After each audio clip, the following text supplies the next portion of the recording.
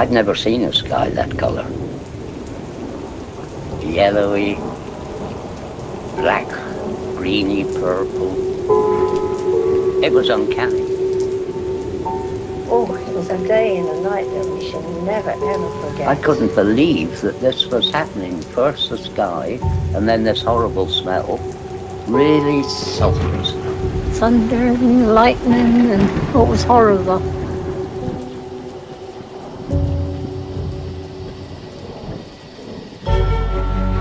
We're in very great danger from the pollution that's coming down over us.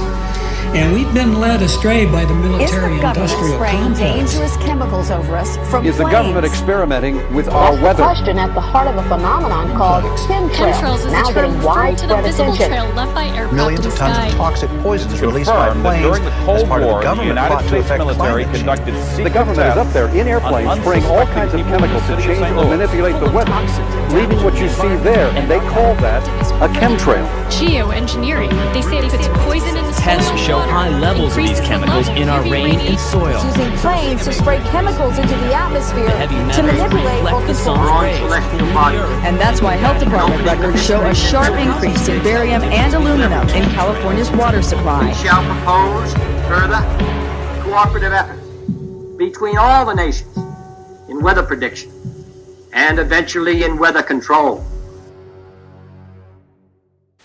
The armies need to know more and more about weather that surrounds this planet is a vital part of the expanded research program of atomic weapons. We all talk about the weather. The Army is doing something about the weather.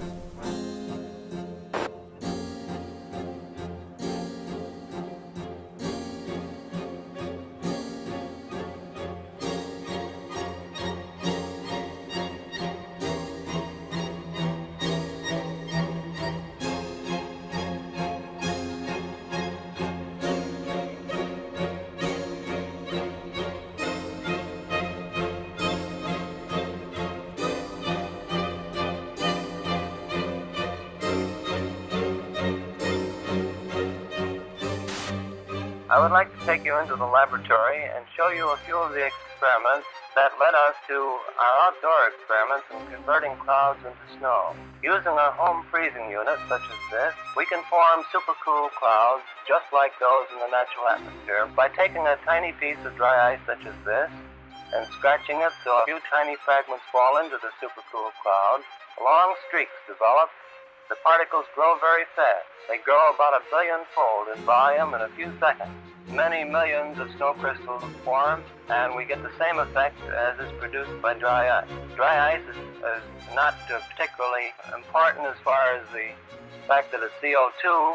It is primarily important because it's colder than minus 35 degrees centigrade. This is a picture of the first cloud that we seeded back last November. Flying in a small Fairchild plane, and putting dry ice from a small dispenser in the bottom of the plane, and within minutes saw long streamers of snow falling from the base of the cloud and evaporating into the drier air below. Under many conditions, of course, full-fledged snowstorms will be produced in this way. Nature at last has permitted to do a little something about the weather. Using Schaefer-Langmuir techniques, the Army Signal Corps and Office of Naval Research began conducting many of these experiments. In 1947, Project Cirrus expanded to test cloud seeding on a hurricane traveling eastbound 350 miles off the coast of Jacksonville, Florida. They dropped 80 pounds of dry ice into the raging storm, only to realize that the hurricane suddenly changed direction and began traveling back towards the United States. Savannah, Georgia, was hit by record-breaking winds of up to 85 miles per hour. More than 1,500 people were left homeless, and at least 2 people died. The total damage was reported in the millions of dollars, and the project and its participants were blamed for what happened. On the night of the 15th of August 1952, the worst flood in British history swept through the tiny seaside village of Lynmouth. 90 million tons of water devastated the area, killing 35 people and leaving over 400 homeless. 40,000 tons of boulders were dragged off the moors, destroying houses and cars. Reporters spoke to squadron leader Len Otley. He confirmed that he worked on Project or Operation Cumulus, which was also referred to as Operation Witch Doctor. What's more, in mid-August 1952, Alan Yates, a lecturer at Cranfield School of Aeronautics at the time, was asked to take part in cloud seeding experiments. According to Yates, the artificial rain fell over Lynmouth and washed the village into the sea. Newly declassified documents prove that Project Cumulus was indeed going on the day of the flood that year. Project Skyfire, a U.S. forestry research operation concerned with the study of lightning in all of its manifestations. Project Skyfire is aimed at lightning fires in western Florida. In detail, the manner in which your work involves you in the dispersion of clouds, which happen to have some effect on, or rather bring about thunderstorms or what have you. Could you tell our audience something about that type of work? Laurie, we're conducting experiments in cloud seeding aimed at determining whether or not weather modification techniques might possibly prevent lightning fires. We carry this work on by seeding clouds with silver iodide nuclei. We disperse silver iodide from specially developed generators located either on the ground or on aircraft. Our experience has been that we can do the best job through aircraft seeding. Again, man looks to his own efforts to increase the flow of water. Since the 1946 experiments of Dr. Vincent Schaefer, we have known that some clouds can be modified through seeding to yield additional precipitation. In 1961, Congress directed the Bureau of Reclamation to begin a long-range study of cloud seeding with the aim of eventually augmenting the nation's supply of water. The program, called Project Skywater, continues at many sites throughout the United States. Eventually, if the research program proves successful, the methods learned will become part of our nation's integrated water resources program. In 1962, during the Vietnam War, American forces responded with Operation Ranch Hand. Over the next 9 years, spraying an area about the size of Massachusetts with defoliants, the most notorious being Agent Orange. Large swaths of Vietnam were left barren. Enough food to feed 600,000 people for a year has been destroyed. Despite this sudden devastation, U.S. officials said the spraying created no lasting harm. Milton Ross, a Special Forces advisor near Pleiku, has a son born without the tips of his fingers. North Vietnam charged today that defoliants have produced many instances of miscarriages, congenital defects, and monstrosities among children.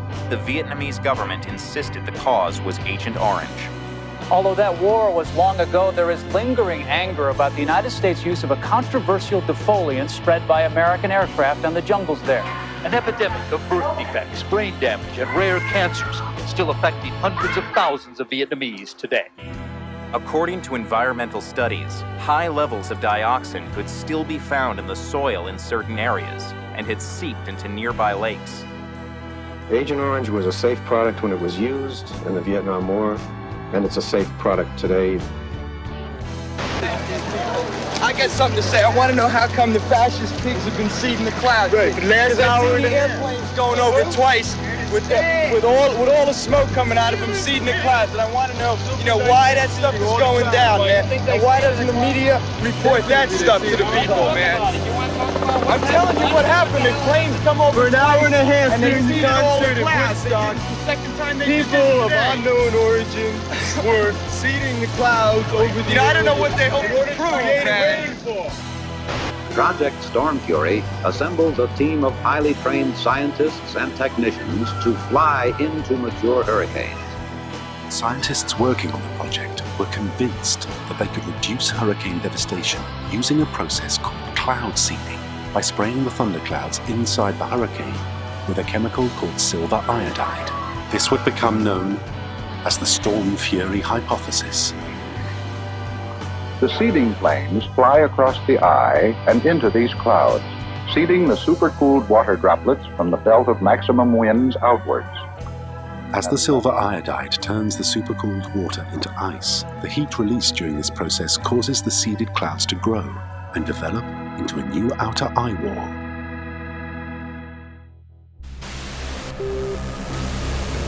At that time, the United States Army were in Vietnam.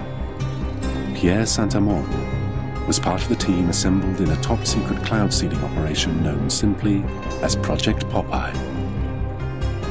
In May 1967, as monsoon clouds developed over the Ho Chi Minh Trail, Armand and his team put their new weapon to the test. We ejected the material so that it fell into the growing part of the cloud, and it rained very heavily out of it, and everybody was convinced with that one experiment that we'd had done enough. Project Popeye had opened the door to a new and dangerous type of warfare. Some said, if you control the weather, you can control the world. Military planners imagined loading the clouds with radiological, biological, or chemical agents and having them rain on demand. They could attack your enemy using the weather, but deny ever doing so. Allegations were made that cloud seeding had not only made jungle paths impossible, it had also killed thousands of innocent people. But this didn't stop governments from continuing to explore ways of modifying the weather, sometimes for highly questionable purposes. And that message calls for new frontiers, new visions. It calls for us taking the steps now that will make us no longer second in space and in science. It lays the predicate and the foundation for the development of a weather satellite that will permit man to determine the world's cloud layer and ultimately to control the weather, and he who controls the weather will control the world. It lays the steps that's necessary to provide a nuclear rocket that will produce benefits that are so unlimited that I couldn't tell you about them if I had all that. July 1976. Strange, unexplained blackouts in worldwide communications plague the globe and are covertly transmitting extremely low-frequency waves, otherwise known as ELF waves. It's called the Russian woodpecker because it was essentially that sort of clicking, pecking sound.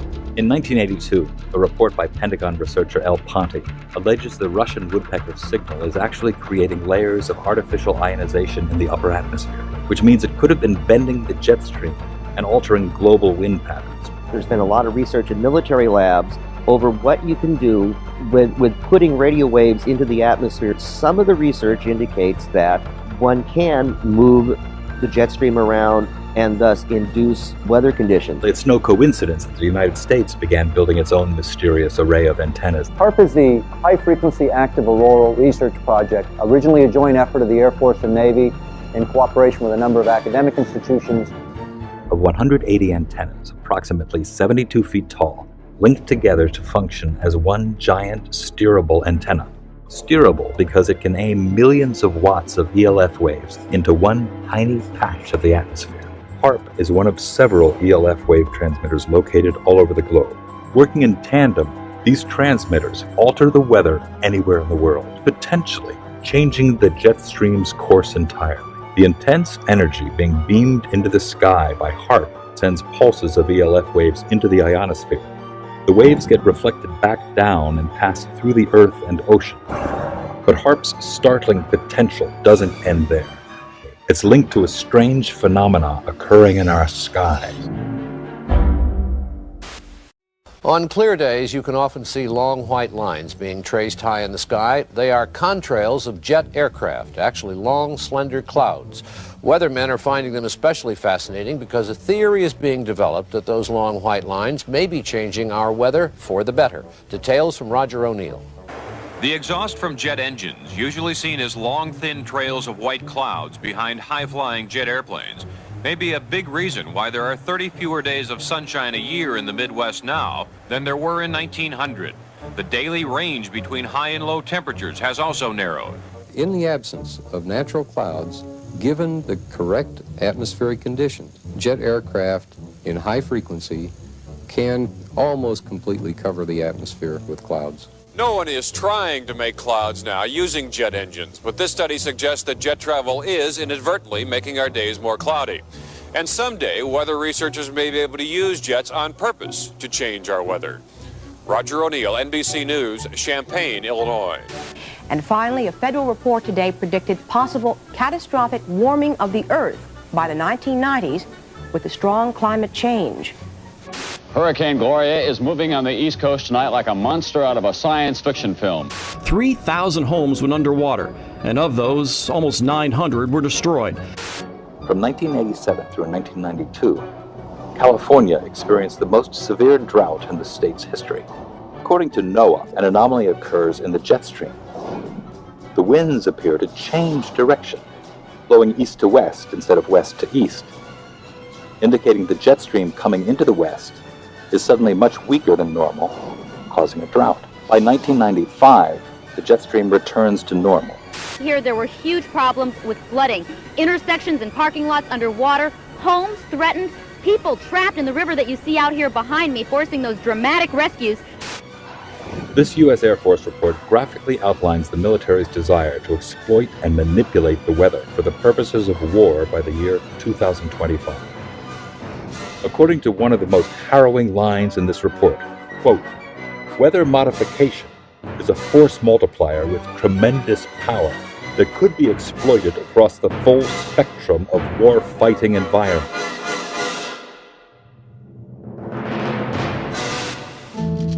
Man-made global warming is no longer just a theory about climate. It is the defining moral and political cause of our age.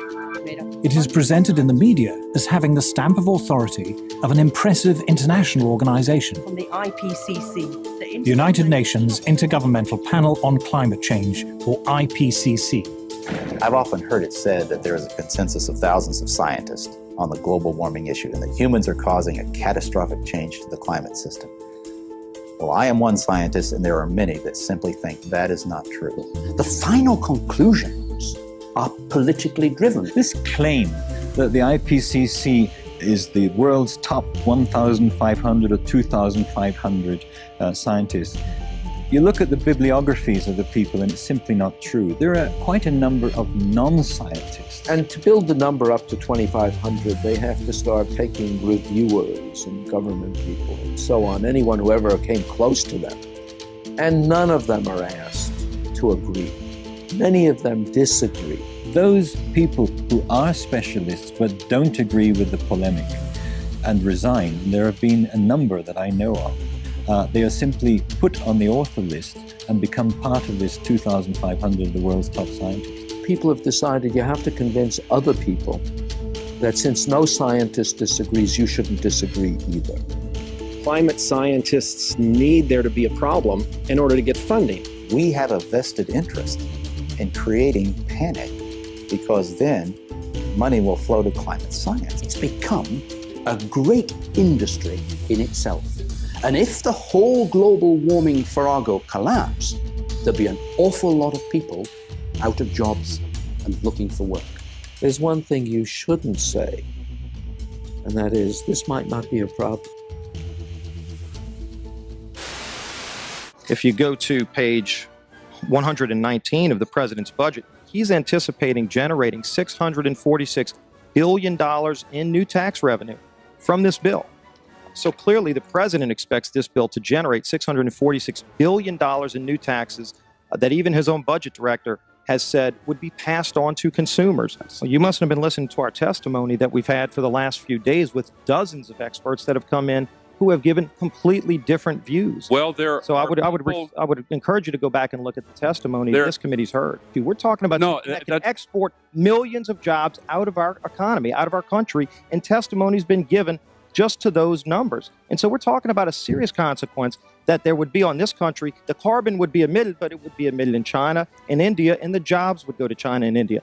Do you want to man-made global warming pollution causes global warming. It's my understanding that back in 1997, when you were vice president, Enron's CEO, Ken Lay, was involved in discussions with you at the White House about helping develop this type of policy, this trading scheme. And is that accurate? Is it inaccurate? It's been reported. I don't know, but I met with Ken Lay, as lots of people did, before anybody knew that he was a right. crook. And clearly, you can see why so many of us are concerned about turning over this country's energy I didn't know him well enough economy. to call him Kenny Boy. You knew him well enough to help devise this trading scheme, and obviously we know what Enron and these big guys on Wall Street like Goldman Sachs, and I know you've got interest with Goldman Sachs. No. These people, well, that's been reported. Is that not accurate? No, I wish I did. I'm saying that there are going to be big winners and big losers in this bill. And I think that should be noted that companies like Enron helped come up with this trading scheme that would be Enron. I don't know if this is true or not, that some scientists are trying to figure out a way to block the sun to try to slow down global warming. Yeah, it's a measure of the feeling of desperation that some of them feel. Are they really thinking they could do that? Well, some of them are seriously proposing, and I think it's completely nuts. Yeah. You put another kind of pollution, sulfur dioxide, up to orbit, cover the atmosphere. The sky won't be really blue in the way it is now anymore, but it would block out some of the sun's heat so that we wouldn't have to take the difficult steps to stop spewing all this global warming pollution into the atmosphere.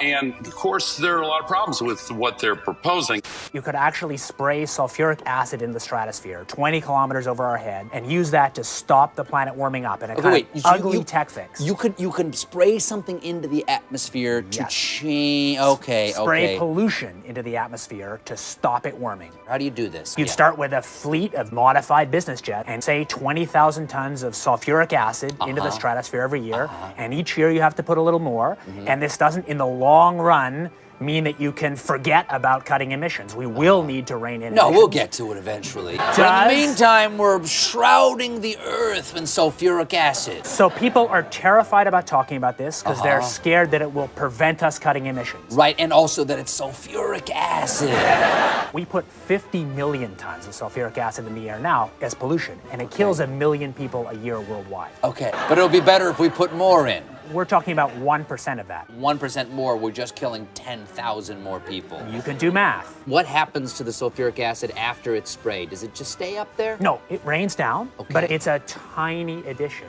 to what we're already doing. Is there any possible way this could come back to bite us in the end? It actually turns out to be an old idea. This was known since President Johnson. You ever look at those planes up there? They have contrails behind them.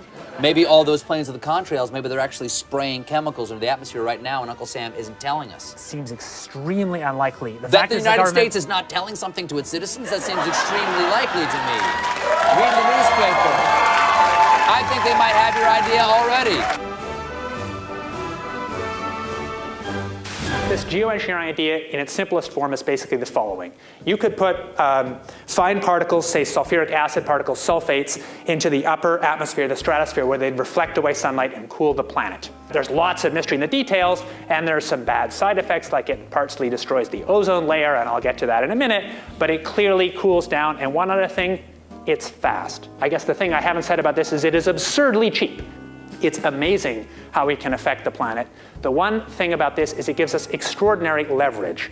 This improved science and engineering will, whether we like it or not, give us more and more leverage to affect the planet, to control the planet, to give us weather and climate control, not because we plan it, not because we want it, just because science delivers it to us bit by bit. What is geoengineering? It's really two very different things. One is ways that we would alter the amount of sunlight the Earth absorbs, and so cool the planet, partly offsetting the effects of carbon in the atmosphere, and that's called solar radiation management, or in some technocratic way, SRM. And the other one is to take carbon out of the atmosphere, so-called carbon dioxide removal. Before we get on to solar radiation management, let me ask you about the carbon dioxide removal. A Royal Society report here in the United Kingdom back in 2009 said that no method of carbon dioxide removal has yet been demonstrated to be effective at an affordable cost with acceptable environmental impacts, and they only work to reduce temperatures over very long timescales. I think that's exactly right, and I can say that both as an author of that report and as somebody running a startup company trying to capture CO2 from the air. Before we get into the pros and cons of it, how solar radiation management might work. Conceptually, it's simple. The doing it is not the hard part, but you could use aircraft or other methods to deliver literally tons or millions of tons of very small reflective aerosols, tiny particles, say, to the upper atmosphere. Spraying them out at a high altitude. Correct. Isn't one of the problems with the climate and studying the climate is that it's incredibly difficult to know exactly how it works. It is very difficult to model. Sure, it's impossible to know exactly, but you can still learn a lot. So we actually ran a survey almost a year ago now that took data, high quality data, from 1,000 people in the UK, Canada, and the US to try and understand public support for research on these technologies and what kind of political leanings influence people's decision to be for or against. And in fact, we found pretty broad support for research. But that particular opinion survey that you're talking about, it also came up with the finding that 64% of subjects agree that humans should not be manipulating nature in the way suggested by solar radiation management. Exactly. Well, that would suggest that there isn't particularly broad support at the moment for the theory behind this. There's not broad support for doing it, and I think that's quite a healthy thing. I mean, I'm one of the people who, maybe starting 20 years ago, most helped to open the door to get public conversation going on this thing. How do you think, in that case, the public can be convinced, given that there is, as we saw with this project in Britain, tremendous skepticism even about research at what you say is a very, very benign level? Public opinion will evolve over a long time, and from my point of view, the goal is to try and make that public opinion be able to be shaped by facts as well as possible, and also shaped by people's values. It's not to promote this. So actually, well, it is in part to promote this. I mean, you're a great enthusiast for this, and as you said, you have your own private company, which is... my private company works on a very different part of it, which doesn't suffer from these governance challenges. But it is all to do with the issue of geoengineering. I mean, you know, it's an incredibly sensitive topic. I actually don't think my job is promoting it. My job is to help clear thinking and clear knowledge about the tools we have to regulate climate risk, among them this one. And I'm perfectly prepared to find that results show that we should never do this. So if it works, and again, we don't know it does, it provides some protection in the near term. Isn't there a problem, though, that you could end up with different effects in different parts of the world? I mean, you could, for example, find that although you're reducing the amount of sunlight and the amount, therefore, that the Earth is warming up, rainfall is affected in different ways in different parts of the world. Absolutely. Essentially, the scientists and technocrats, including myself, I guess, are helping to invent a thermostat knob. But it's much easier to invent the knob than to figure out who should be in charge of it in a world with many states. No, indeed, and I want to come on to the governance, but I want to ask specifically about the science of this, which is how far can you tell whether the effects of solar radiation management are then going to cause perhaps a catastrophic loss of rainfall in a certain part of the world. At the moment, it seems to be hazy, this. I think it's not as hazy as that. So using exactly the same climate models as we've used to estimate the problems with CO2 in the atmosphere, the underlying climate problem, we've applied those same models and same techniques to look at this. And the results so far, I have to say, look pretty good. That's why we're paying any attention to it. Richard Branson himself, who owns the Virgin Airline Group, was quoted back in 2009 in the New York Times saying, if we could come up with a geoengineering answer to this problem, we could carry on flying our planes and driving our cars. Is going to cost a lot of money. And yet I mean, let's be clear here, you and your company are after Branson's money. The cheapest thing to do is to use the atmosphere as a waste dump. And if we want to stop doing that, we must have laws that restrict the ability to use the atmosphere as a waste dump. My question is, are you not concerned that you and your company, Carbon Engineering, is looking for money from people like Richard Branson? It's funded, I think, in part by Murray Edwards, who is a key figure in tar sands, which is seen as one of the dirtiest fuels on the planet. It is. Are you not slightly concerned about the people who you're getting into bed with? I'm happy to take money from serious folks who have a broad set of interests. No problem. First of all, I should say, for work on SRM, on these very high leverage technologies that have security concerns, I believe there should be no private action, there should be no for-profit action. I believe it would make sense for SRM to actually restrict or eliminate the possibility of patenting. Isn't your company involved in several patents at the moment? This is the difference. So for capturing CO2 from the air, that's an encapsulated small technology, which can be regulated by the normal laws. It's inherently expensive, so there's no risk of sucking all the CO2 out of the air because it costs so much. Any technology you have that removes CO2 will have local risks, maybe unacceptable risks, but those risks can be managed by the normal local risk management we have. So I think that I'm happy to see private action on cutting emissions by making solar power or electric vehicles or capture from air. I'm not happy to see public action on technologies with this huge leverage, like putting particles in the stratosphere. I'll tell you a little bit about some new work we've been doing, thinking about how you actually might put aerosols in the stratosphere. The novel method we've been thinking about, or it's not novel at all, it's actually exactly what happens from aircraft contrails, is that we put a condensable, a few megatons a year of sulfur would be enough to produce sort of 4 watts per square meter radiative forcing directly out of the back of an aircraft. There's a huge literature in the nanofabrication world about making fine particles from low vapor pressure gas, and there's nothing very hard in terms of aircraft engineering. If you go to aircraft engineers, and we've done this, they say that would be easy, we could do this if you want us to. We've mostly thought about sulfur, and there's a lot of good reasons to think about sulfur, because sulfur's what nature does, at least in this version of the model. It's as if you put sulfur in continuously, you actually get a remarkably ineffective result. Nevertheless, there might be some good reasons to think about alumina. The big deal really is that alumina has 4 times the volumetric rate as sulfur, but roughly 16 times less the coagulation rate. So you could get away, we think, with much smaller mass flux. The little picture is from a nanofabrication study, which shows you can make high-quality alumina particles just by spraying alumina vapor out, which oxidizes. So it certainly seems pretty cost-effective and easy to do this with aircraft that are not very different from conventional aircraft. High-class business jets like the Gulfstream have wing designs that are very efficient. So with slightly different engine choices, they can easily deliver large weights up to sort of 20 kilometers or a little higher. And you could do that by either building new versions of these aircraft or even re-engineering existing aircraft. We have engineering firms that can do it. So you go to an engineering firm and you want this done. They don't say this is hard or unusual. They say, okay, yes, we could do it. Once you realize you can make things by direct condensation from vapor, then all sorts of different compounds are possible. But it's much, much harder to actually figure out the environmental risks and effectiveness of these new methods than it is to cook them up. Aerosol geoengineering looks like it is so cheap that the cost is basically not going to be an issue. That means that implementation decisions will be risk-to-risk decisions.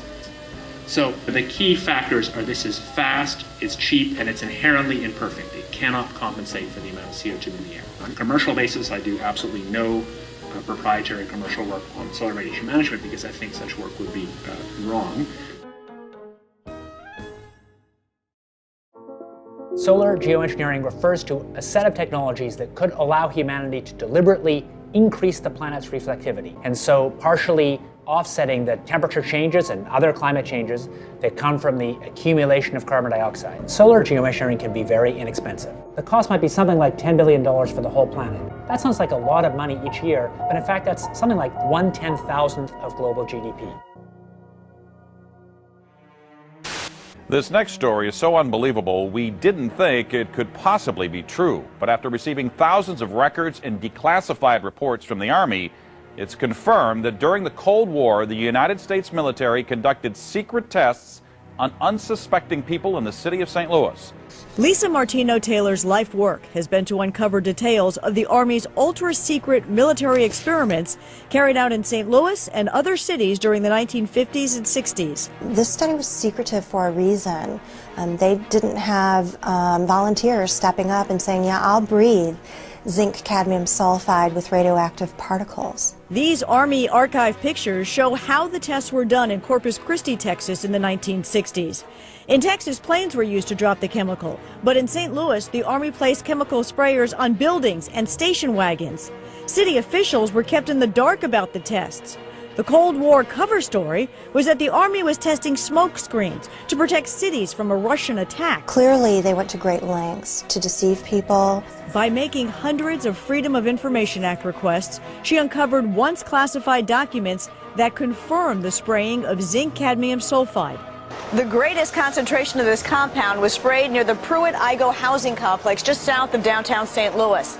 It was home to 10,000 low-income people, and an estimated 70% were under the age of 12. Martino-Taylor claims they all unknowingly inhaled this compound morning, noon, and night, so the government could measure its effects on their lungs. So this was in violation of all medical ethics, all international codes, and the military's own policy at that time. And Venezuelan leader Hugo Chavez has once again accused the United States of playing God. This time it's Haiti's disastrous earthquake that he thinks the U.S. was behind. Spanish newspaper ABC quotes Chavez as saying that the U.S. Navy launched a weapon capable of inducing a powerful earthquake off the shore of Haiti. He adds that this time it was only a drill, and the final target is destroying and taking over Iran. A wild accusation from Iranian President Mahmoud Ahmadinejad. He says Western countries are causing drought in certain parts of the world, including Iran. He says They're using high-tech equipment to drain raindrops from clouds. He basically says European countries are stealing rain from Iran for their own use. You know, they were talking about climate change yesterday, and now we're learning that scientists and researchers are looking at how to change the weather on purpose. That's right. Lasers now could one day manipulate rain and lightning. That's right. Well, as Mark Twain once famously said, everyone complains about the weather, but no one ever does anything about it. Well, instead of doing a rain dance, we physicists are firing trillion-watt lasers into the sky to actually precipitate rain clouds and actually bring down lightning bolts. When you have water vapor and you have dust particles or ice crystals, you can precipitate rain. It condenses around the seeds.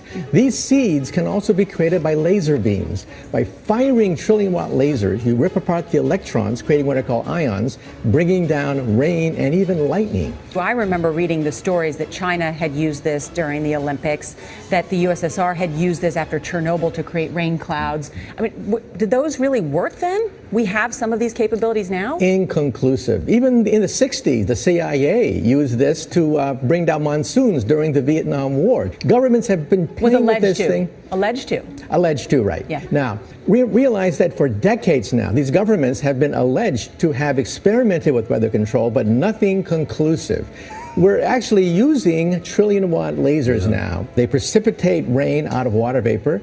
Sure enough, you can actually bring down electricity down the beam. The bad news is, if it's a clear blue sky, it's not going to do anything at all, because it only takes water vapor that's already in the air and condenses it. However, you name it, outdoor events and agriculture and flooding and even hurricanes, all of them could be subject to weather modification. Terrorists no longer the CIA's only priority. The U.S. intel agency now investing in weather?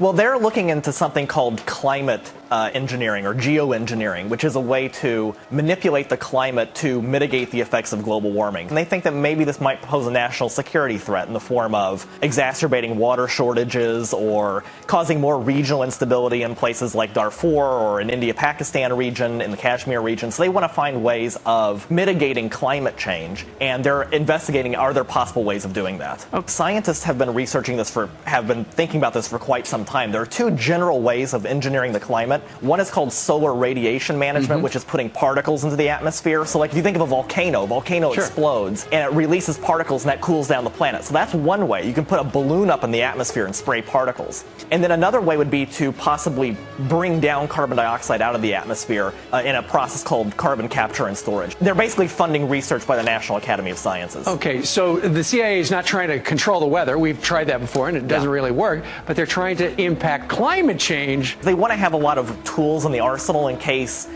climate change is as bad as some scientists believe it is. They want to have a way of mitigating it. You told one of our producers at this point it's pretty doubtful this is a viable terror threat right now. I don't see I don't see the CIA. Yeah, I don't think that it's going to be an immediate threat. It's definitely something that's going to be a long-term, decades down the line sort of thing. Well, there you go. Another example is the array of technologies, often referred to collectively as geoengineering. One that has gained my personal attention is stratospheric aerosol injection, or SAI, a method of seeding the stratosphere with particles that can help reflect the sun's heat in much the same way that volcanic eruptions do. An SAI program could limit global temperature increases, reducing some risks associated with higher temperatures and providing the world economy additional time to transition from fossil fuels. This process is also relatively inexpensive. The National Research Council estimates that a fully deployed SAI program would cost about $10 billion yearly. Now, I could go on and on and on and on about the things that fascinate me, but rather than talk about them, I thought I'd stop here. Thank you, Senator.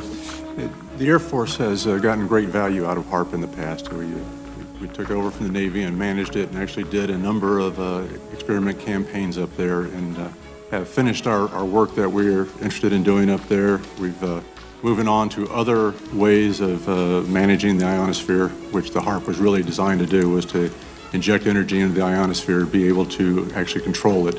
And but that work has been completed. The Air Force has maintained the site for other government agencies to use for several years now. And with DARPA completing their project, that's our last government customer that we have in the site. We have put out a call for other agencies that had interest in managing the site or taking it over, including going out to academia.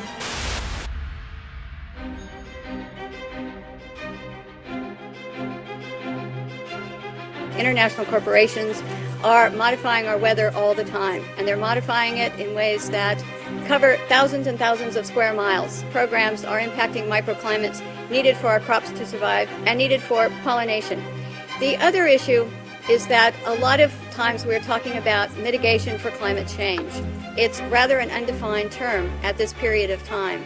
And so what happens is that many times we're talking about artificially putting chemicals like sulfur or particulates into the atmosphere in what they call geoengineering schemes to reduce, supposedly, global warming. And if you take and you put up into our skies chemicals to reduce the amount of sunlight reaching the earth, you are going to begin to reduce crop production. Without the process of photosynthesis, whereby plants from direct sunlight gain the energy to grow, to produce crops, we are going to find ourselves, if we mitigate in that direction, impacting the crop production not only here in the United States, but worldwide. What you're seeing now, a lot of times many scientists know, especially at NASA and in other areas, that the skies that we're seeing are not normal cloud formations. These are man-made. In California, the State Department of Health drinking water tests were examined between 1970 and this year, and we found unusual spiking in barium, aluminum, strontium, manganese, and all of these spiked at the same time in various drinking water supplies across the state of California and also in Arizona. So what's happening with these atmospheric tests is that aluminum, as one example, gets into the root systems of our trees, and it looks like the trees are dying of drought, but they're not. Many of our forests in Redding, California and other areas are dying from warmer temperatures produced by persistent jet contrails, also impacting tree health and crop health. They know from scientific studies back in the 1970s that they deplete beneficial ozone in the atmosphere by releasing nitric acid. The death dumps, otherwise known as chemical trails, are being dropped and sprayed throughout the United States, in England, Scotland, Ireland, Northern Europe, and I have personally seen them not only in the United States but in Mexico and Canada.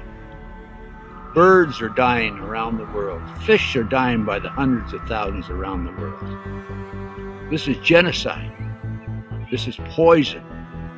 This is murder by the United Nations. This element within our society that's doing this must be stopped. I personally have observed the planes in Lincoln, Nebraska at the Air National Guard. They have no markings on them. They're huge, bomber-like airplanes with no markings. This is a crime. Crime against humanity, crime against America, crime against the citizens of this great country. What is wrong with Congress? This has an effect on their population and their people and their friends and their relatives and themselves. What's wrong with the pilots who are flying these airplanes? They're dumping this crap, this poison, on their own families. Somebody in Congress has to step forward and stop it now. Thank you. I'm Ted Gunderson. I conducted air sampling, I conducted soil sampling, and I was getting high levels of these contaminants. When I started asking the question again under a new commander, I never in my life thought I would have somebody look me in the face and tell me, "Is there something wrong with you? You've been looking really depressed lately. You know I can put you under a mental evaluation for up to 120 days. Who would take care of your daughter?" Because I was divorced at the time. As soon as I heard that, I knew. It validated everything I ever thought. And I thought, I've spent 9 years of my life trying to protect human health, and here we are violating law after law after law. Just sitting here, instead of protecting the people, we are poisoning the people. And you ask yourself, if this is true and we are spraying the people, where are the pilots? Where are the people? I don't know if you pay attention, but look at Snowden. Look at Manning. People don't come forward because these supposed Whistleblower Act protections that you have, are not enforced, they're not supported, and they really don't exist. Geoengineering is occurring, it's been occurring, it is not new, and your tax dollars are funding this. So it is unethical every day for all the other people that are out there that work in preventive health, or even physicians that aren't speaking about this. They need to. The biggest hurdle that we have is disinformation sites. I never say them, but I'm going to today, so that you know if anyone ever gives these to you as a reference to debunk you, it's Metabunk and Chemtrails Science. Those are two websites that are ran by a government shill named Mick West. He is a computer gaming programmer who tries to tell you about persistent contrails. So somebody who isn't even credentialed in chemistry or physics or ecology, none of that, is trying to tell you that you're crazy. You have to understand that I have met people who used to be purposeful disinformation trolls, as we call them. These people are paid to get you on board to believe a website or an article. So I just want everyone to know and understand that of all things, of all the freedoms that we are losing, geoengineering is the #1 issue that we are facing. Because you can have guns and money and you can have everything. If you don't have food and water and you are dying of respiratory or neurological illnesses, what does it matter? So you've heard about vaccines and you'll hear, about smart meters and you'll hear about other issues. These are all systemic effects. We are getting overexposed to toxins. People will tell you fluoride's in the water, but it's not a lot. It is a lot because you're getting it everywhere in your food, water that you drink, and you're getting it in your vaccines. Our bodies cannot metabolize these toxins. There's the debate. Is it a condensation trail or a chemical trail, something with an additive in it? And I couldn't bite the chemical trail issue for a long time. Give me a reason, give me a motive. And so I started time-lapsing the sky. And there was this one day where I saw a series of planes go by, but one trail persisted and the others didn't. And as that trail slowly faded away, 2 other planes came along. One hit the exact end of it and another went through the middle. How could these planes be aware of, or better yet, even be remotely concerned with what's going on with the debris from another plane? And as I time-lapsed the sky more and more and more, and at higher and higher resolution as the technology improved, it was a godsend, because you could see even the little planes were part of the bigger program. So they had to be at a precise place at an exact time to reveal a disturbance in a trail that may have only been in the sky 10 seconds. It went beyond correlation. And we're dealing with a massive, massive ballet in the sky. Yeah. We've got a program that is loose on the planet and is this guise of climate change, but it is this program we're seeing at work. As I became more aware of technologies, I looked at these clouds, at these patterns with different eyes, with a different understanding. And what I've learned is that these chemtrails help the technology align these patterns, align these vibrational structures which direct our weather today. When I found out about this first, I couldn't believe that I had never seen it before, because I'm from County Wexford, which is known as the sunny southeast in Ireland, and we have always boasted the highest sunshine hours in the country, and we are also underneath one of the busiest air corridors in the world. When I started to find out about chemtrails, I started to look up and I realized that, yeah, these trails do linger all day, and they go horizon to horizon, and you look to your old photographs and you don't see these kind of trails. So I suppose when the penny dropped was when I saw what in the world are they spraying. That's really when this whole thing kind of made sense to me, because it was explained in a documentary. People knew what they were talking about, and this made a lot of sense. This is a government program to control the weather, and if you think about it, if you want to dominate and control the planet, this is the ultimate weapon to do that. So the Irish media now are normalising weaponised air as a reality that we must get used to. They are blaming car emissions and coal pollution, but there's no mention of the elephant in the room, the hundreds of millions of tons of substances being sprayed into our atmosphere every year, like aluminium oxide, which David Keith and other geoengineering proponents are proposing spraying into our skies. They will never admit these programs are going on, but we know they are going on because 2004, the Civil Aviation Authority in the UK conducted an investigation into cabin air quality, and one of the peak materials found was aluminium. So what the hell is aluminium doing floating around up at cruising altitude?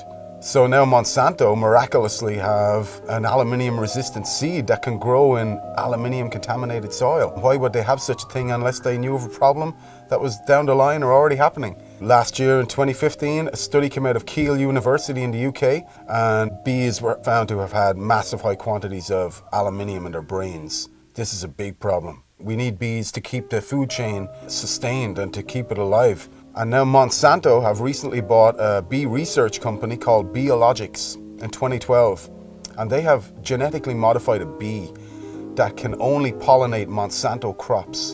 And also, this bee is resistant to all pesticides. So why would they want to design such a Frankenstein creation unless they knew of a problem that already existed or a problem that was in the pipeline? Dementia now is the biggest killer in women in the UK. And what's the main cause of dementia? Aluminium accumulation in the brain cells. We are in the fight of our lives. All sources needed for life to exist are under direct attack from these programs. Oxygen, sunlight, and water. Once you know about this, you have a duty of care to get involved. As a caretaker of this planet, we must all come together to stop these programs because we can do it. Once you find out this is going on, you understand that the air you breathe is being compromised. Things don't get any worse than that. You're standing at the end of the plank, what else do? You got to take action, otherwise you are condoning what's going on. Silence is compliance. So we got to speak out. We spend a lot of time outside looking up at the sky, and not a lot of people do that anymore. March 14th, 2014, in Eureka, California, I was driving the vehicle with my 2 kids, and we were watching this chemtrail for about maybe like 5 minutes it had been going. And I noticed that there was this large flash that lit up the entire sky, similar to what lightning would do. So we're driving towards the sunset, and the drone was coming this way, and it came over, and about there, that's when we saw the light, and then it went straight down from that angle. The difference that I'm finding when I see a drone spraying compared to an airplane spraying is when the drone sprays, it seems that it's more of an upward angle from the ground to the sky, as if it was launched from right below where it was. And with the plane sprayers, it seems like they go from one side of the horizon to the other side. The reason that the people probably stand on the sidelines is because, you know, they don't really want to stand out. And I don't mind standing out. That's part of my personality since forever. So, you know, everybody's in their car looking down, watching the news. I'm outside, looking up. I've become aware, and it seems to me like more people need to be aware or should want to be aware. My name's Jack Falsrock, and I'm Madra Maui. I grew up on the east side of Mount Shasta. We went out and hunted and gathered all of our food all the time. That's when I first started noticing that something was wrong with the earth. Then I started seeing things in the sky that was not supposed to be there. And then I seen that what caused those things was the planes that was flying over, and they were polluting the sky. And I was wondering why don't they care about the sky? What I noticed, you know, is this really strange weather. You know, it really disrupts everything. You know, I noticed that too. You know, how when it gets cold sometimes. And then it gets hot, and then it gets cold, and it gets hot. You know, it disrupts this environment here, you know. I mean, anybody that understands when they grow things, you know, they know that the weather can't change like that. You don't have to be a scientist to understand that. And when you disrupt that, when you keep putting these clouds in between the earth and the moon, you're going to disrupt the whole world. You're going to disrupt man, you're going to disrupt all these animals. You know, that's why it's not good to change the weather. The weather's how it's supposed to be. It's like what they're spraying over there with the mosquitoes. They say those things so they can scare people so they can continue doing that. And that's all they do is scare these people so they can, oh, we gotta do this, we gotta do this. And there's nothing to be afraid of in here. Everything was created beautiful. Are you not happy? You know, go some other earth. Go over there. You know, get on your plane and go somewhere else. You know? They stop spraying the chemicals. We can heal. We will heal ourselves just like the earth will heal. If they stop the chemicals before it's too late. And people really begin to understand, you know, really, really understand. I know that people accept the sky the way it is now because they're so used to it. And it's really sad. We should stop using all the chemicals that we use. And trying to control the things that we shouldn't even control. Quit using the chemicals. Quit using the chemicals in the sky. You're going to wake up one morning and you can't breathe, then what are you going to do? We have freedom of information in both British Columbia and Canada. So I first inquired from the province because I was relatively close to the people there, so I thought I could probably find out more from it than I might from Canada. However, I did get a quick response from the province saying basically they knew nothing about it and they couldn't help me. It took a long time for me to get a response from the federal government. I requested the information through the Freedom of Information legislation in about 2013, I think it was. And it was 2014 in March when I finally got a response. I got 47 pages, of which 10 were blanked out completely, and 6 or 8 had comments, this information cannot be provided for you under section whatever of the Freedom of Information Act. So I didn't get all the information. There's a lot out there that they haven't told us. But they told me enough that it basically confirmed for me and for all of those that the report was provided to that yes, it was happening. And I think there needs to be more an awareness among the people. The more we talk about chemtrails, what's happening, we're being rained upon with aluminum, barium, strontium, all of that, and the effects, of course, we're feeling here as well. It's recognized in the report from the federal government of Canada that this will affect geoengineering, as they call it, chemtrails, solar radiation, whatever you want to call it, will affect climate. It's reflecting back the sunlight, but it also recommends or recognizes in the report that it's going to have different effects in different places. The moment governments admit that this is happening because of what it is they're doing, there's a liability, there's a responsibility, and that for them is a problem. So as long as the people are relatively quiet and they're more interested in a football game, a baseball game, or whatever it is today, as I said earlier, create an awareness. And I point to the sky every time I see the chemtrails, and whomever with me will know that those are chemtrails. If I'm not doing it, my wife will certainly do it. Lillian points it out every time to everyone, and that needs to happen. I guess for the most part, the populace still thinks that governments can't do that to us. It's impossible that it's happening. If the government came out, or the bureaucracy or whatever came out and said, we're very involved in genetically modified foods, or we're creating chemtrails, which means that you're being rained upon with aluminum or whatever, that would probably not go over too well. That would be politically very unpopular. You would have an outcry, you would have a protest, you would have a mini revolution. So they're going to try and keep it down as much as possible. You're not going to see a whole lot of politicians or bureaucrats jumping on it. The pressure is going to have to continue on. There's got to be a lot of it. It obviously, the result will be enormous public awareness. Once aware, they're going to fight it. They're going to be on our side. We're going to be together on the issue. That's important. I first got into chemtrails when I had some solar panels fitted onto my roof, and I noticed on the days that the sun was out, it was great, 4 kilowatts, happy days. And then I noticed some days it got down to 1 or 2 kilowatts, when actually the weather forecast sun. I'd never taken much interest in the weather until I was earning money out of it. And then when you find out you've earned only a fifth of what you should have earned according to the weather forecast, then something wasn't quite right. And I'd never heard the word before, chemtrails. And then when I went and looked it up on YouTube, I couldn't believe that somebody would actually spray the sky with lines deliberately. And yet, as the weeks went by, I found out absolutely it's true and they were doing it.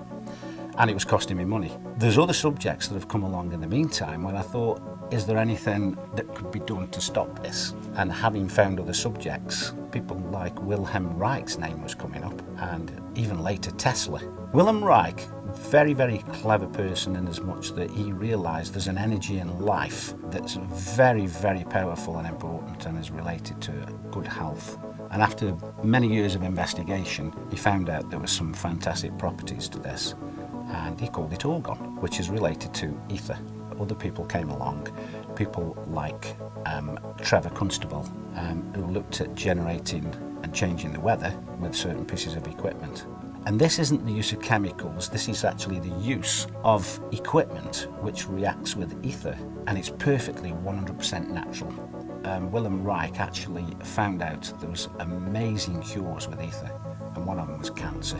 He actually cured the people that the hospitals discarded and put them on the scrap heap basically and says, we can't cure you. And Wilhelm Reich virtually cured every single one of them. He understood what ether was about. And how he found out about the cancer is that when you change the frequencies of DNA, the DNA loses all its instructions. And that means that the DNA grows distorted and it can't grow the way that it should grow. In other words, if it's part of your skin or it's supposed to be part of your kidney, it grows into a deformed piece of the body that shouldn't even be there. But by correcting the frequency, the DNA goes back to grow how it should do. And that's one of the amazing things he was working on. Tesla proved beyond any shadow of a doubt that he can actually tap into the energy which is already there. And what I mean by that is when you have two opposing potentials, you can tap in the difference between the two potentials, and that's your energy that you're actually creating. Now, Tesla said something that I thought was very interesting. I only found this out recently.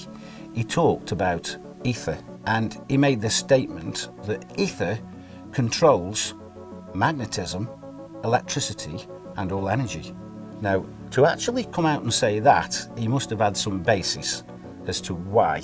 We know that Tesla based all his works on facts and many, many experiments. And of course, we use many of Tesla's technology today, both in electricity, magnetism, etc. And so we're in a position now where we're looking at equipment that Wilhelm Reich manufactured and made. We're looking at the way that he used it and he generated it. Now, Wilhelm Reich, he actually was called into places like California when it hadn't rained for months and months. In fact, some of these poor farmers were going bankrupt. He actually went to a place where it hadn't rained for many years, and after about 6 weeks, he did start to develop a very small amount of rain, but a moisture came into the area where all the plants started to flourish.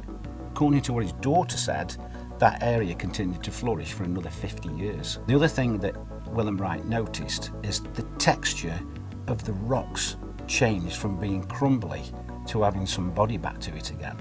So when we talk about ether, we're not talking about just weather modification or health to the body.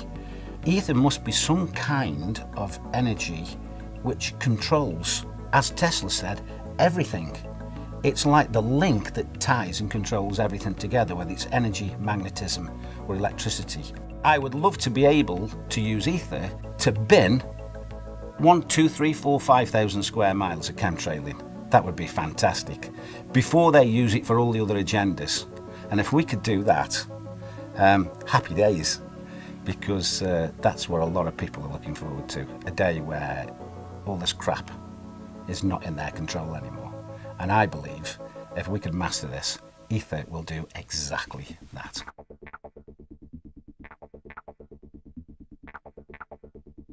Tonight we're going to talk about this. We're going to talk about the sickness behavior. We're going to talk about why people are having these problems. We're going to talk about how the trails are affecting us, because they are now.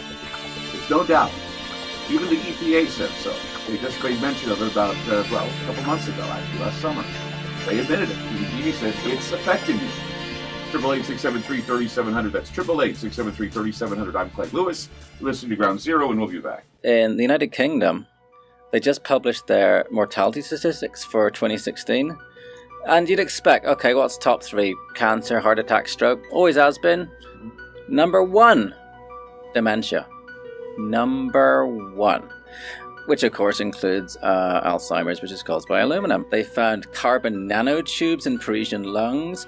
In Turin, half of the children had severe DNA damage from nanoparticulates.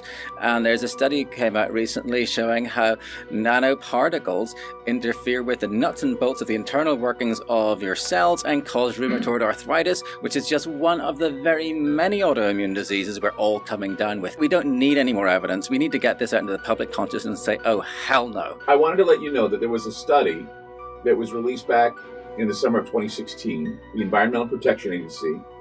They declared that emissions from jet engines endanger the health of human beings and the environment. They pointed out they were investigating the possibility that lingering contrails, this is what they called them, lingering contrails contribute to dangerous heat waves, more powerful storms, lengthening of fire seasons, and other dangerous consequences.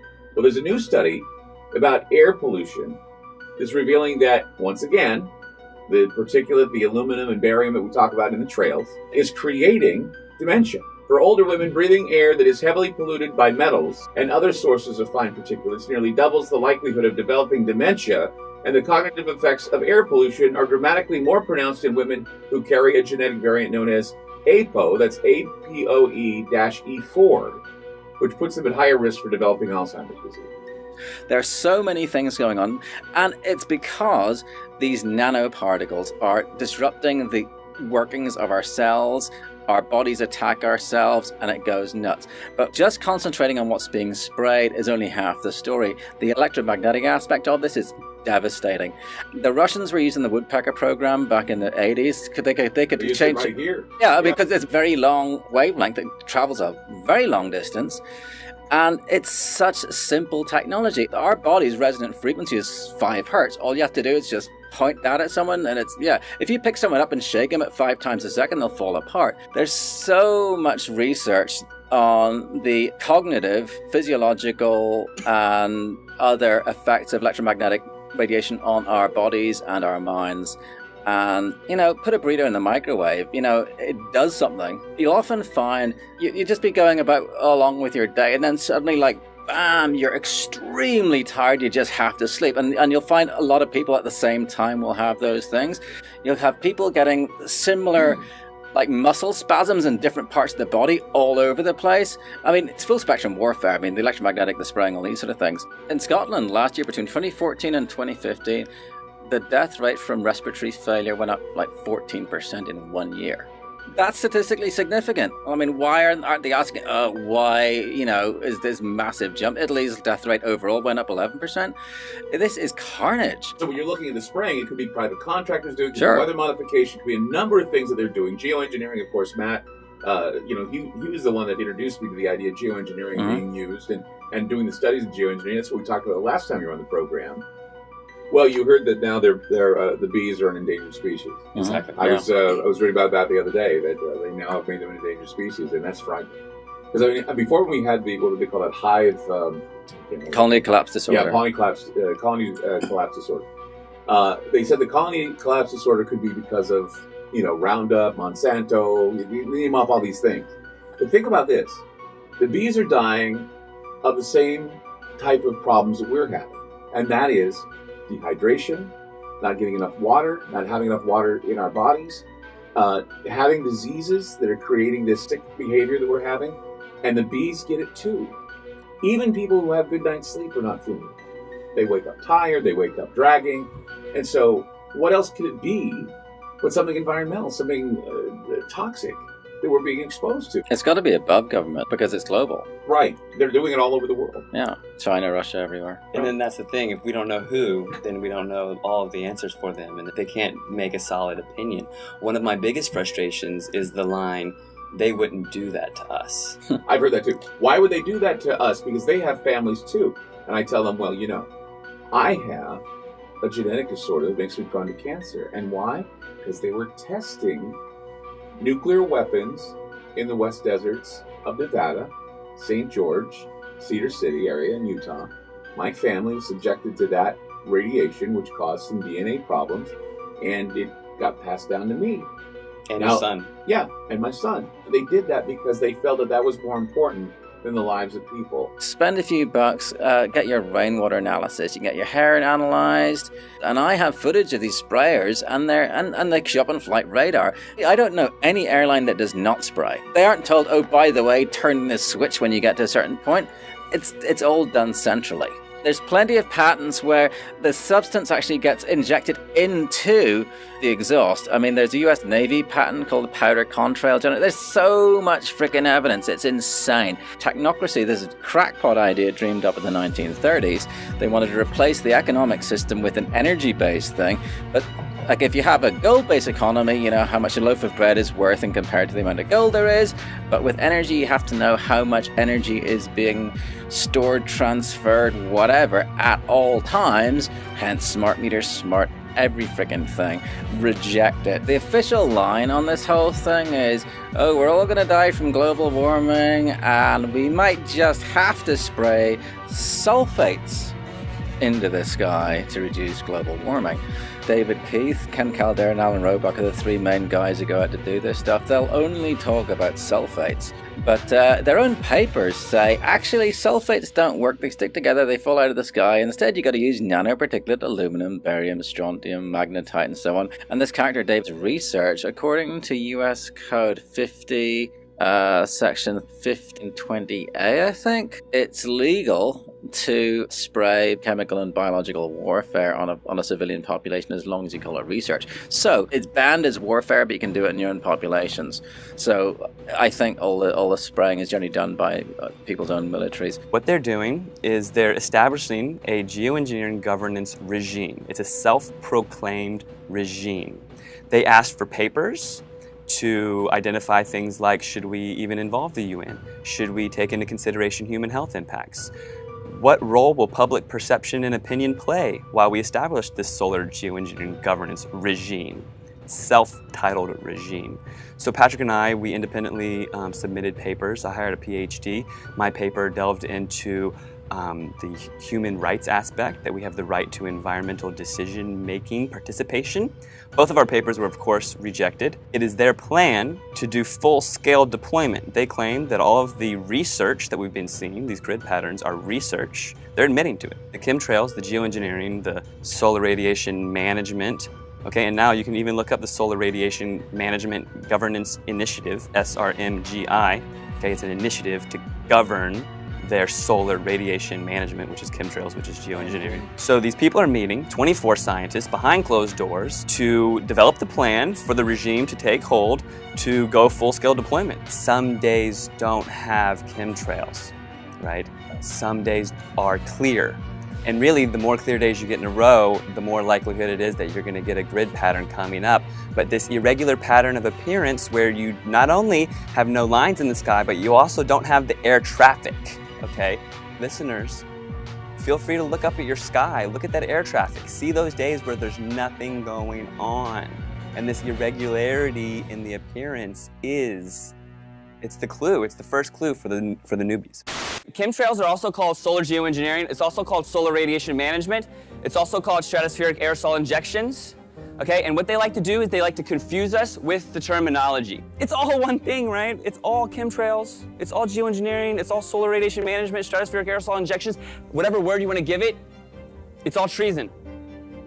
It's very, very obvious that chemtrail does not behave like an actual cloud formation. It forms out and fades into a milky haze, all right? Irregular pattern of appearance, the number of trails seen simultaneously at a given time. When you're sitting out there and it's a normal day and then all of a sudden a dozen planes show up and grid the sky, whereas you've seen 3 planes all day, something is going on there. That's it. It's that simple. How come all of a sudden all the planes show up at once and zigzag the sky? We got broken trails, all right? Things are going on where they're mixing chemicals in the sky. They're using the atmosphere as a laboratory. That is a quote from NASA. Using the atmosphere as a laboratory. Okay, the exhaust is often coming where the engines are not. Okay, this wakes the people up. In 1983, we had 50 companies, right? 90% of the media. 1983, 50 companies encapsulated the 90% of the media. Now it's been consolidated down to 6 companies. Those 6 companies are owned by just a couple families. Everything is controlled. They hand a script to the entire nation. And your local broadcaster is reading something that was planned to build your mental construct to control the way you think about everything. A child's happiness is priceless, especially on a birthday. A child's happiness is priceless, especially on a birthday. A child's happiness is priceless, especially on a birthday. A child's happiness is priceless, especially on a birthday. Well, a child's happiness is priceless, right? Especially on a birthday. A child's happiness is priceless, especially on a birthday. A child's happiness is priceless, especially on a birthday. A child's happiness is priceless, especially on their Civil society actors that, quote, manifest the will of the public. They call these astroturf because almost everything has been co-op. They contemplated how they were going to convince us that we need solar geoengineering to block out the sun. They say society is lousy at strategy, but we are not. A few suggested that to shift the conversation in productive ways, geoengineering will be characterized publicly as a terrible choice. We'll start the conversation by introducing them this problem, and we'll tell them that it's a horrible idea. Problem, reaction, solution. So here they come out immediately. Geoengineering, a horrible idea. Geoengineering climate fixes could harm billions. During this short time frame, Forbes magazine, Washington Post, chemtrails are not real, showing a picture of chemtrails. So if you're new to this, you're being educated by your trusted news sources, okay? And they're telling you there's nothing to see up there, don't worry. But wait in 6 months, they're gonna tell you they've got a cure for global warming, and it's identical to what they have proven to you does not exist. Geoengineers to spray sun-reflecting chemicals from a balloon. They think that we're so dumb that we see the lines coming out of the planes, we see these rare halos going around the sun, and then all they have to say in the newspaper is, well, we're gonna use balloons, don't worry. Geoengineering gets green light from federal scientists, 2017. March 25th, we've got new clouds for you, 12 of them. 12 new clouds? And how does this correspond to this entire agenda push? And the name for these vapor trails, Homo mutatus, which literally means man-made. The World Meteorological Organization has decided to add 11 new cloud classifications. That's to their international cloud atlas, and this is a big deal because it is the first time they've added anything in 30 years. Forget being on cloud 9, we are on cloud 12 because that's how many new types of clouds have been added to this historic update coming from meteorologists. I'm a little biased, right? Exciting stuff, guys. All right, so the new types include the Volatus or roll cloud, which has been designated as a whole new species. You can see it gets its name from this long horizontal tube-like shape. Next one up, we have the cavum, or the hole punch cloud. This big circular gap is sometimes caused by aircraft taking off and landing. Very easy to see, right? Makes sense there. And we also have the spiritus. These are gorgeous. It's actually my favorite. It's kind of looking like it waves while you're underwater. I mean, these are actually beautiful. I mean, check these out. And then finally, we also have the big surfer waves of the Fluctus cloud. So beautiful, right? There's just a sample of the new additions that we have. Meteorologists, sky watchers, daydreamers, we're all geeking out, guys. The meteorologists are all part of that same program. They're all getting handed a script and they're told to read it and they have no choice. And already it's time for governance, okay? This is something that they just shoved down our throats for the past few months, and they say they're gonna be doing it in the future, and they say don't worry that it's not real 6 months ago. Now they're already talking about how are they gonna govern it. They're pushing this agenda full speed ahead.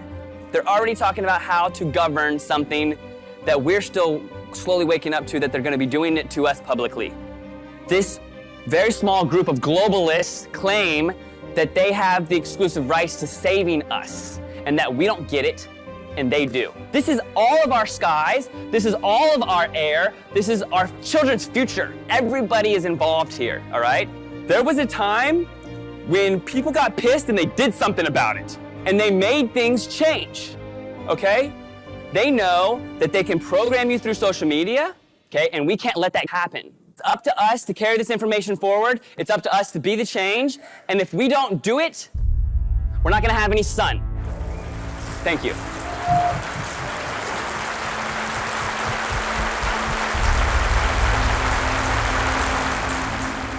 For in the final analysis, our most basic common link is that we all inhabit this small planet. We all breathe the same air. We all cherish our children's futures, and we are all mortal. Geoengineering, chemtrails, forced vaccinations, population control, weather modification, war games. We have not given consent. You cannot spray the atmosphere with toxic chemicals and expect no ramifications. These chemicals go into our food, our air, and our water supply. Ill effects of these have been recorded as headaches, flus, breathing problems, skin problems, and my major concern is Alzheimer's disease. Aluminium causes nerve damage. Fluoride in the water works with aluminium in the air to cross into our brains. At this moment, about 24,700 young people around the age of 30 and above have Alzheimer's. In the next 10 years, 400,000 people in Australia will have dementia. It is now the third leading cause of death in Australia. About 10 years ago, I did a degree in environmental management. It's concerning to me that in that short time, we were brainwashed to believe in population control, that our Earth could not sustain itself if we didn't intervene. The Earth has enough resources for everyone. We need to change our thinking, but also change our actions. If you have never heard of these terms before, then please start looking at the sky and make your own decisions.